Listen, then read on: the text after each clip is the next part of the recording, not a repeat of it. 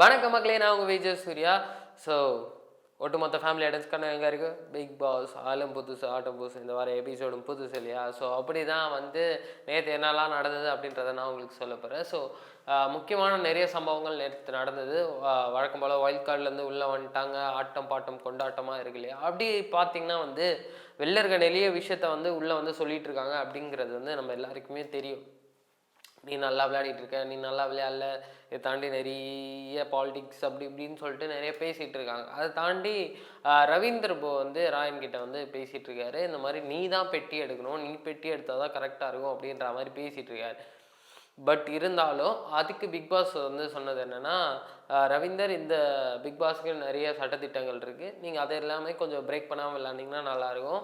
Already நீங்கள் 2 வாரம் இருந்தீங்க, பட் மக்கள் ஓட்டு கன்சல்டன்சினால உங்களை வந்து நாங்கள் வெளியேற்றபடி ஆயிடுச்சு. ஆனால் இன்னொரு சான்ஸ் இருக்குது, நீங்கள் அதை கரெக்டாக யூஸ் பண்ணிக்கோங்க அப்படின்ற மாதிரி சொல்லியிருந்தார். அதுக்கு ரவீந்தரும் ப்ரோவும் ஓகே பிக் பாஸ், பட் ஆனால் நான் 2 வாரம் இல்லை 1 வாரம் தான் இருந்தேன் அப்படின்ற மாதிரி சொல்ல, உடனே பிக் பாஸ் அடுத்த 1 வாரம் என் மனசில் இருந்தீங்க அப்படின்ற மாதிரி அவர் மழுப்ப ரவீந்தர் ப்ரோ உடனே ஆனந்த கண்ணீர் வந்து கதற விட்டார். ஏன் அப்படின்னு கேட்டிங்கன்னா வந்து அவர் பயங்கர எமோஷன், பயங்கர சுச்சு பிஜிரி அப்படின்ற மாதிரிலாம் இருக்கும். பட் அதெல்லாம் எதுவுமே இல்லாமல் ஒரு மாதிரி பிக் பாஸ் சொன்னதுக்கு வந்து ஏமாந்து போய் கண்ணீர் விட்டாரோ அப்படின்ற மாதிரி தான் இருந்துச்சு. ஸோ வெளில வந்தோடனே ஒரு பெரிய அசம்பிளே நடக்குது.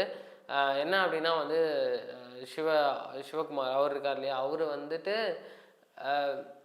இந்த மாதிரி நீங்கள் பண்ணுறது வந்து பெரிய தப்பு, வெளில இருக்கிறத உள்ளே சொல்லாதீங்க, சொன்னீங்கன்னா அவங்க இருக்கிற கொஞ்ச நாட்களுமே வந்து அவங்க மைண்ட் கேமை தான் விளையாடுவாங்க. இங்கே நம்ம அடுத்த சான்ஸை யூஸ் பண்ணி ரிப்ளேஸ் ஆகி பிக் பாஸ் டைட்டில் வின்னர் ஆகலான்னு வந்திருக்கோம். ஸோ அதை பண்ணுறது தான் பெரிய புத்திசாலித்தனம், அதை பண்ணுறது தான் கரெக்டாகவும் இருக்கும் அப்படின்ற மாதிரி சொல்ல எல்லாருமே அப்படி யோசிக்கிறாங்க. ஸோ அதை தாண்டி ரவீந்தர் ப்ரோ சொன்னது கரெக்டாக தப்பா அப்படிங்கிறதெல்லாம் நீங்கள் கமெண்ட் செக்ஷனில் வந்து கமெண்ட் பண்ணுங்கள்.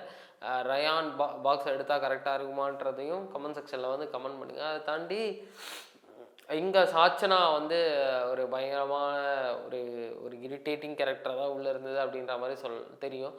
பட் அதை தாண்டி ஏதோ ஒன்று கேம்குள்ளே வந்து அந்த பிள்ளை வந்து பயங்கரமாக பார்ட்டிசிபேட் பண்ணிருக்கோம் அப்படின்ற மாதிரி இந்த ஒயில்ட் கார்டு என்ட்ரிக்கு அப்புறம் கொஞ்சம் அது பயங்கரமாக தெரிய வருது.